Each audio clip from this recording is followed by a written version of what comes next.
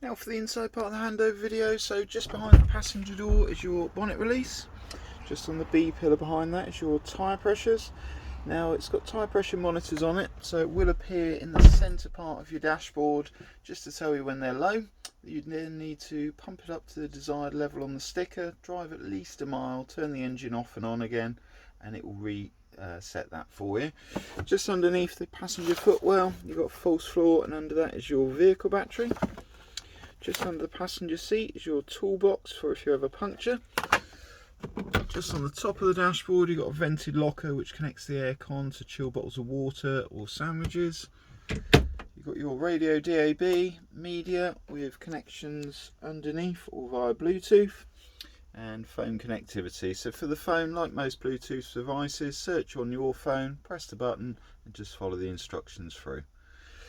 You've got a USB charger, cigarette socket charger just on there, and then standard sort of features on there, lock for the cab which is good for at night, heated mirrors, and you can turn the traction control off but no need to.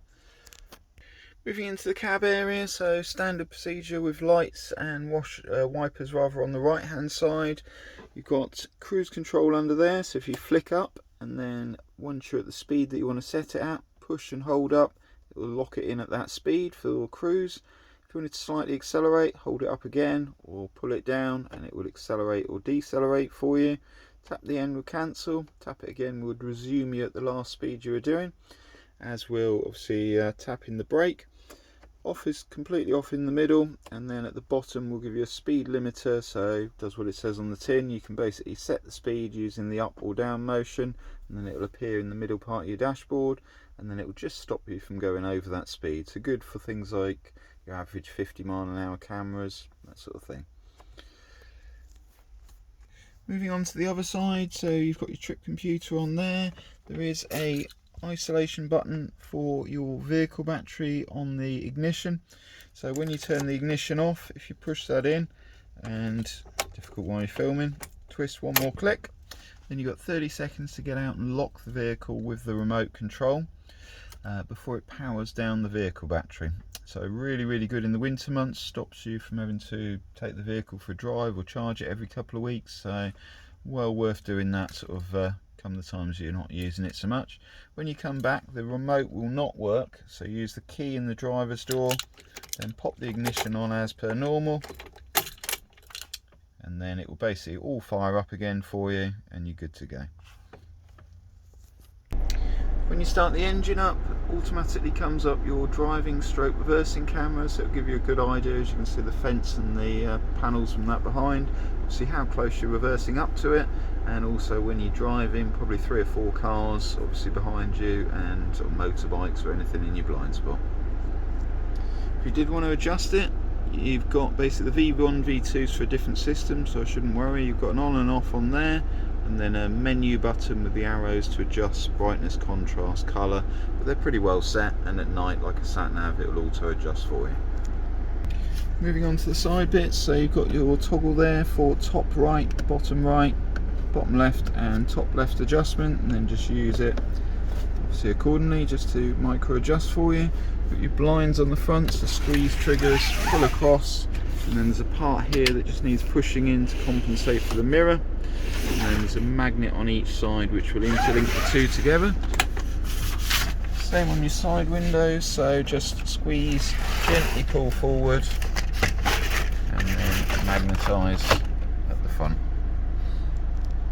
So on the alarm, so you've got internal sensors both in the cab and also, can't quite see it, in the rear part by the roof light there is a little sensor there as well. So when you're in the vehicle at night, I would suggest pressing the button there, which won't activate the alarm. If you press the remote on the key fob it will, and then it will set it off when you move. So press that, which will then lock that, and then you've got your little flick switch on the door catch, just lift that up and then that will lock the habitation door. Obviously if you're not in the vehicle, or say if you left a dog in the vehicle, again if you lock the driver's door with a key, it will then not set the alarm off, remembering just to lock the habitation door separately. If you wanted the full alarm and you were leaving the vehicle entirely, just use the key as you would a normal car key, so the bottom one to lock and the top one to open, and that will give you your full alarm setting and obviously lock the cab doors for you. Moving on to the seat operation rather. So if you line up the armrest with the seat belt, it makes it the easiest to turn around in one motion.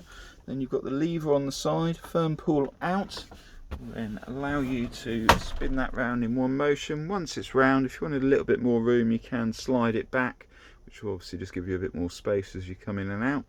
On the side of the seat, you've got your winder to adjust the back, height adjuster for the back of the seat base, and height adjuster for the front of the seat base.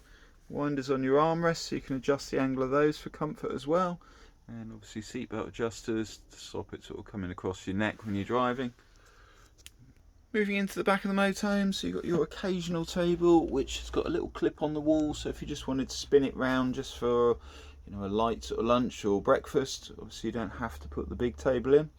On the big table there is little slots there which you'll see which push into those to secure it in place, and then there's a third leg which will then come down on the opposite end just to keep that in place. If you're using the bed, you just need to remove this completely, so undo the screws, take that out, pull this forward, and then you'll find there's a fill-in cushion for that, and if they were slightly taller, then remove the back cushion, which will then obviously give them a little bit longer bed at the front area for you. You can probably see the TV is just stored under the cushion at the moment, so it is a removable TV, and we would recommend removing it whilst you're in transit. Otherwise, if you're going over a bumpy road, it could damage the wood, which obviously you wouldn't want. So just by the habitation door, you've got your main sort of controls, so power on and off, water pump. Always make sure you've got at least a couple of bars on there before you use that, otherwise you could run the pump dry. So internal lights just on there, and exterior or awning side light just on there just to illuminate the passenger side. Battery check level and water check level, so that's drained down at the moment.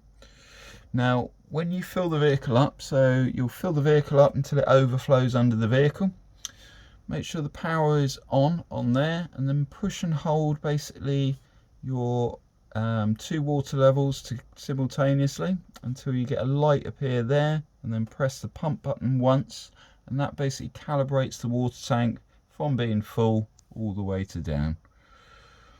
Just below that you've got your water heater setting. So all you need to do is scroll through. So you've got low heat electric, high heat electric, gas and electric as a boost setting, so that will heat the water quicker, and gas and full electric, obviously if it's available, would give you your optimum for heating the hot water. So on normal electric or gas setting it will take about 20 to 30 minutes, on the boost setting about sort of 12 to 15 minutes. Heating, you do the same, so you just scroll through, so you've got low electric, medium and high when you're plugged in on site. Gas, and gas with 1 kilowatt of electric as a boost for those colder winter months if you're hooked up to electric as well. Then you've got your temperature control on there, so up or down. So about there is normal 2022, and up the top is about 30, and then at night, during the night, you might just want it down the bottom there. When you're done, always make sure that you turn it off before you unplug, or turn the gas off. If you don't, it will jolt the system and then put the control panel into a lockdown mode. So if you ever get an exclamation mark appear by the water or the heating, whichever one it's on, just push and hold, so the water heater with the plus for a second, and then it will reset, or the heating the plus, and again it would reset it on that one as well for you. Moving back through, you've just got your light switches, mains plugs, so those will only work when you're plugged into a campsite, and then you'll see, get my words out, USBs, which will work when you're stationary. When your control panel is turned on, those work off of the leisure battery, so you don't need to be plugged in if you're charging a phone. Obviously you've got your sink drainer, your hobs, which are nice and straightforward. So you'll need your power on for the ignition, and then just push and hold, and with the other hand obviously push your ignition in. Once it's lit, then you can just obviously adjust the flame and you're good to go. Once you've used it for a while, just don't forget to leave that up for a good 5 minutes and wait till it's cool before you pop it back down. And you've got your electric hob setting on the back there, so again that will only work when you're plugged into mains. That does take a good 5 minutes to cool, so just be a little bit patient again before you put that down.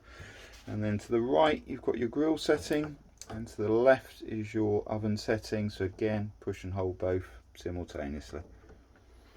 Moving on to your fridge, so three-way fridge does need to be fairly level to work, so if you are on a slope and it's not working, that's probably obviously the reasoning.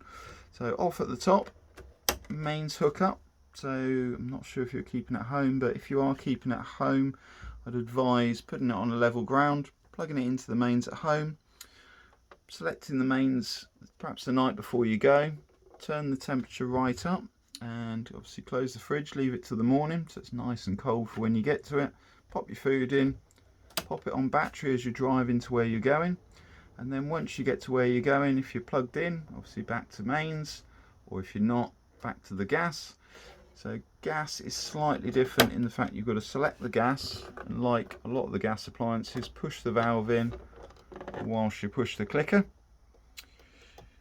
You will then find the little orange line will move into the green to indicate that it's lit, and then you can release and select your temperature just on that one. As long as it stays in the green, it's lit and it's good to go. You'll probably find in the autumn, after about 4 or 5 hours, once the fridge has reached its optimum sort of temperature, you'll just need to sort of turn that down a little bit, otherwise your milk and that will be frozen by the morning.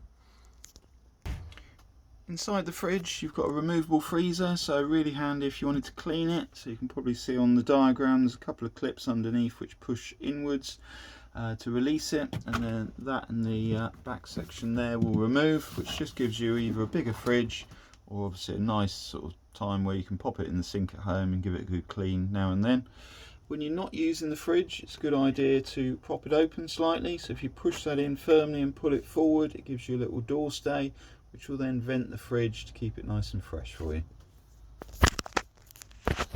Just underneath your cooker in the bottom cupboard you can store stuff in there, so pots and pans, things that aren't going to really really wedge into the pipe work, or you might just cover that bit up, just make it a bit more usable. You've got your water pump, don't need to do anything with that. Your gas taps, so those are designed if we want to check a particular appliance, we can do by isolating it or isolating the others, and same degree if you're worried about say the cooker, you could isolate it but still use other appliances safely. Moving into the wardrobe, so obviously we leave whatever's been left by the previous owner, so you've got some scatter cushions, the main cushion for the front bed, and then some AdBlue for the fuel. So I'm not sure if you've done that before, but you'll see there's a little spout below. It does warn you on the dashboard to when it's getting low, and then you just basically fill it up. Generally if it's full it will last about 10,000 kilometers, 6,000 miles, so a very long time. You'll also see in there the winder for the awning and your shower curtain. So a lot of the accessories on the outside you will have separate videos on.